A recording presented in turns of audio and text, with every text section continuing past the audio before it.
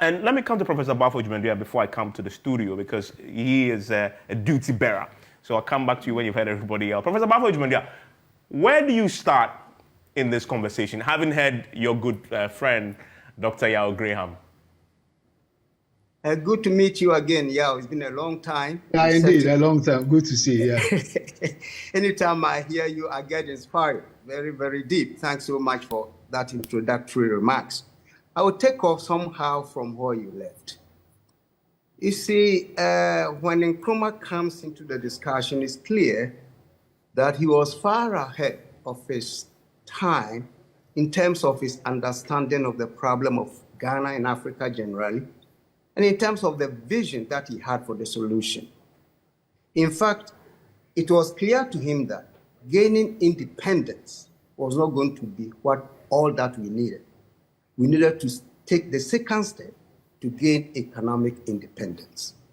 And I think it's harping on the concept of neocolonialism, or simply warning us that following independence, if we do not work hard to restructure our internal economy as a way of affecting the global economy that I was referring to, then we are going to be in the state of neocolonialism. And that really hits on the head of the central theme of the discussion, which is dependency. Mm-hmm. In fact, I recall this long ago, my graduate days, I remember one Paul Baran, 1957, introducing this whole theory of dependency. And in the 60s, the Latin American scholars picked it up, and the famous one amongst them was Theodonos dos Santos, who really enhanced our understanding of the dependency theory. And finally, you may recall a Guyanese by name Walter Rodney, yes, who published How Europe Underdeveloped Africa. If you look at this body of works, it's clear that the problem Ghana and Africa at large facing today is deeply rooted in the neo-colonial state that we have. And neo-colonialism is nothing more than depending on the external world. Further still, and at the core of that, is our dependence on raw materials. You see, there's a relationship between the global economy and Ghana, or so-called third world countries' economy. They classify the so-called advanced countries as the core at the center of the system, and we, so-called developing countries, we are at the periphery.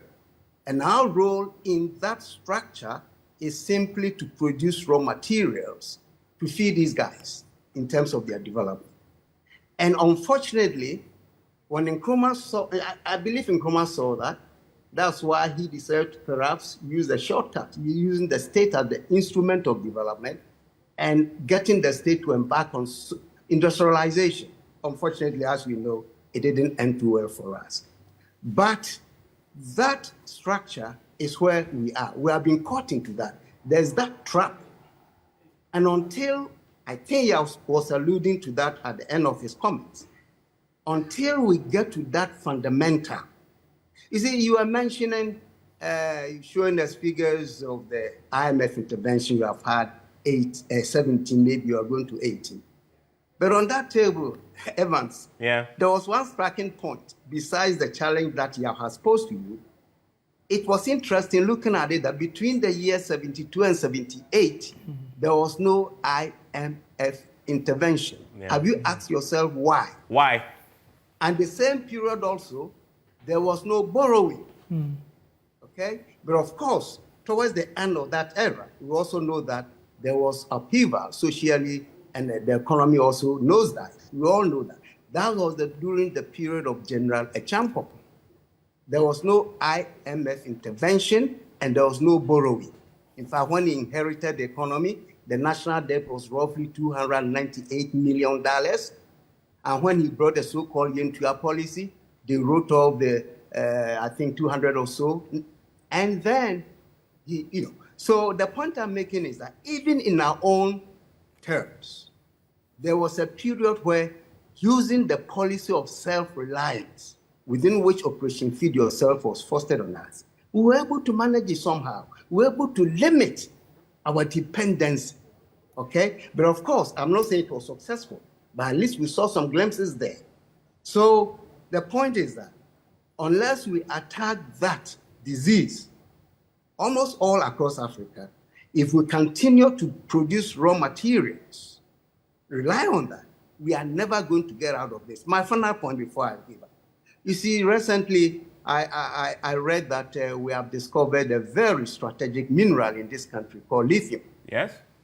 And as soon as I read that, I was telling myself, maybe I have access to that.